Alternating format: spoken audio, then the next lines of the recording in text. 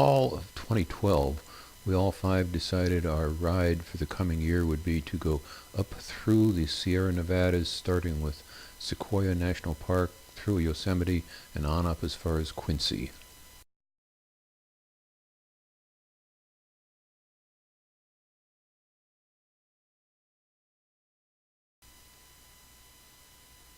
On Thursday, July 11th, we met in our normal meeting place and hadn't connected with each other for some time, so it was fun getting ready and then taking off on our adventure.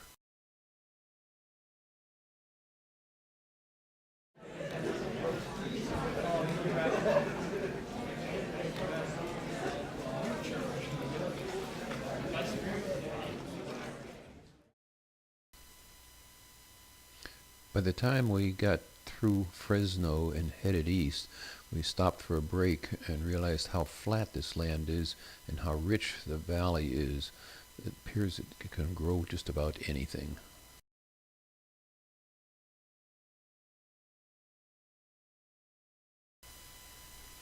As soon as we got into Sequoia National Park and checked in at the John Muir Lodge where we had reservations, we're unpacking and heading for a walk all around the trees. These trees are absolutely spectacular. They go forever and they're beautiful.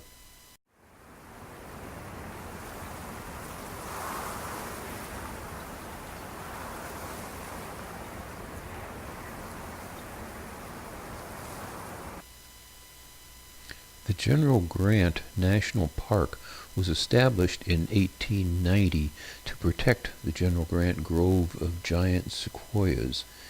Even though the Kings Canyon had been known to white settlers since the mid-19th century, it was not until John Muir first visited it in 1873 that the canyon began receiving attention.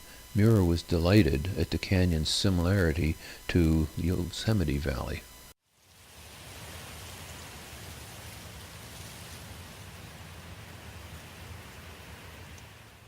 Even in a park with as many visitors as this place gets, there's a calm that comes from these trees. They're very sobering. It's like being in one of the great cathedrals of the world.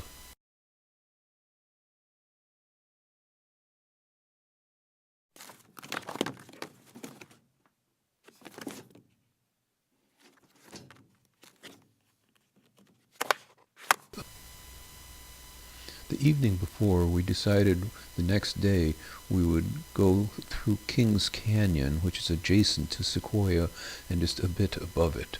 So we took off and drove up through the Kings Canyon area.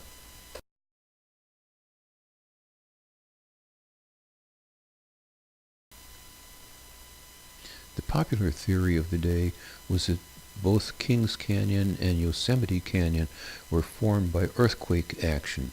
John Muir's theory later proved that was incorrect. Both valleys were carved by massive glaciers during the last ice age.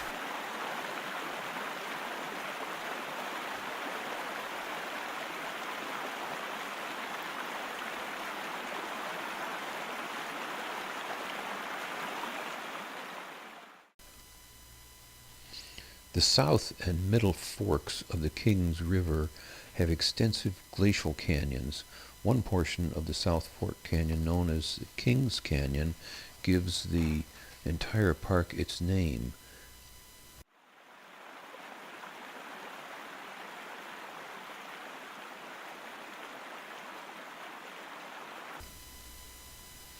There's a famous photograph of John Muir standing on this very rock. It's called Muir's Rock. Steve and I couldn't resist.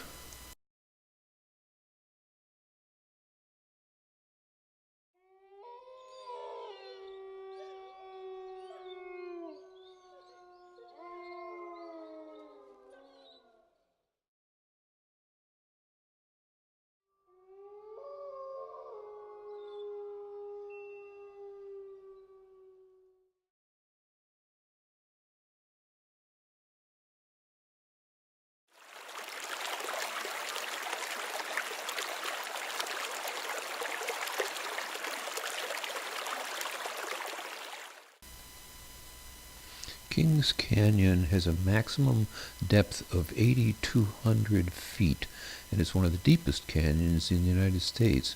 It was carved by glaciers out of granite and is actually deeper than the Grand Canyon. Not as spectacular, but deeper.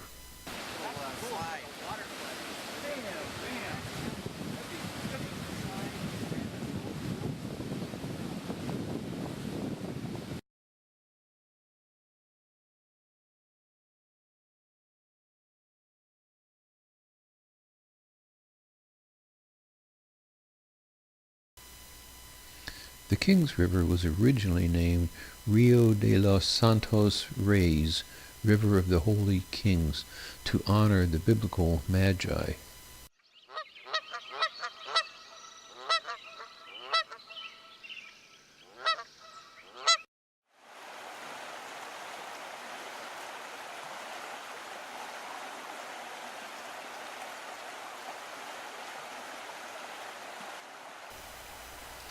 This bridge was built to span the Kings River, which allows you to walk over and visit the Zumwalt Meadow.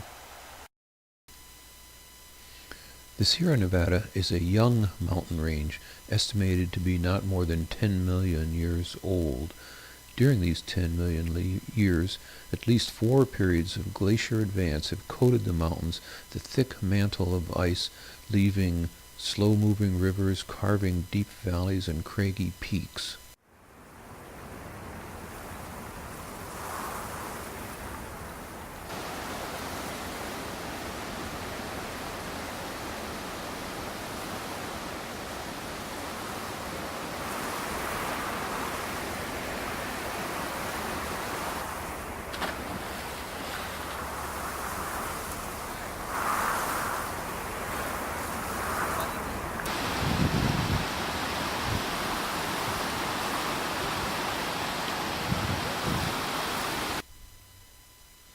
After we left Kings Canyon, we rode north and stayed overnight in Mariposa. The next day we rode into the valley of Yosemite and spent a little bit of time there before we got on the road to Tioga.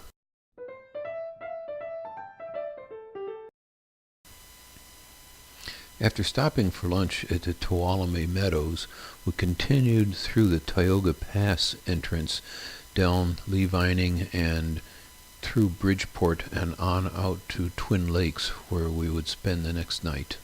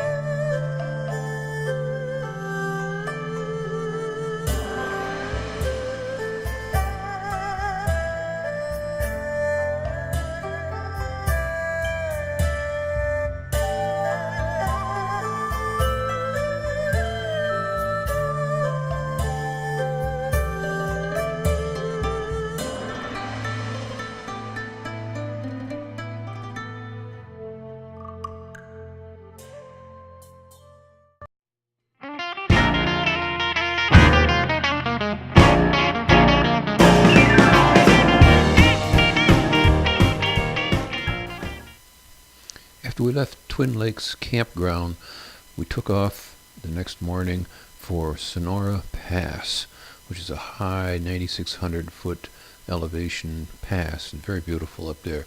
And when we left there, we headed on down to Lake Alpine for our next night of campout.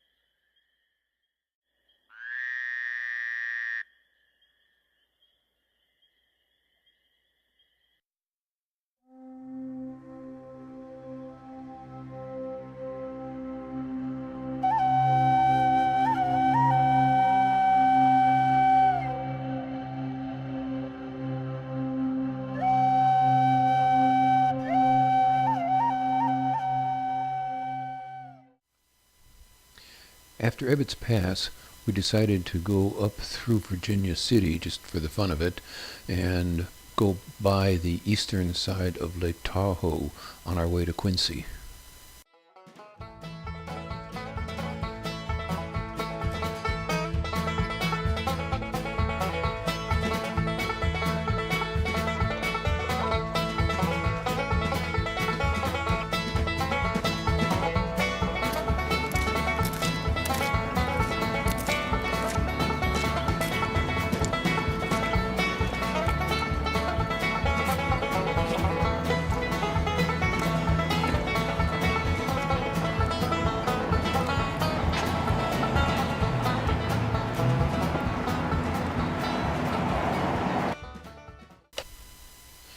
Quincy is a pleasant little Northern California town with population of about 1,700. Even so, as is our norm on these trips, we found a good restaurant and had a nice meal.